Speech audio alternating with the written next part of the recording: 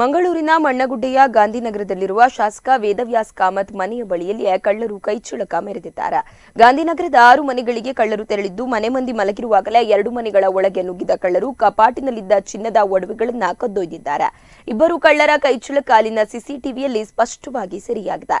ರಥಬೀದಿಯ school book company ಮಾಲೀಕರದ್ದು ಎನ್ನಲಾದ ಮನೆಯೊಳಗೆ ನುಗ್ಗಿದ ಕಳ್ಳರು ಆ ಮನೆಯಲ್ಲಿ 1.5 ಲಕ್ಷ ಮೌಲ್ಯದ 2 ಬಳೆ ಮತ್ತು ಸರವನ್ನ ಕದ್ದೊಯ್ದಿದ್ದಾರೆ. ಮನೆಯ ಹಿಂಬದಿಯ ಬಾಗಿಲನ್ನ ಒಡೆದು ಒಳನುಗ್ಗಿದ ಕಳ್ಳರು ಮನೆ ಮುಂದೆ ಮಲಗಿದ್ದಾಗಲೇ ಕಳ್ಳತನ ನಡೆಸಿದ್ದಾರೆ.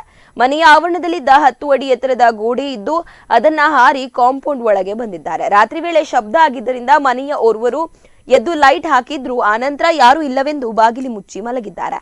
ಆದರೆ ಹಿಂಬಾಗಿಲನ್ನು ಒಡೆದು ಕಳುವುಗೈದಿದ್ದು ಬೆಳಗಿನ ಹೊತ್ತಿನಲ್ಲಿ ಈ ಪ್ರಕರಣ ಬೆಳಕಿಗೆ ಬಂದಿದೆ.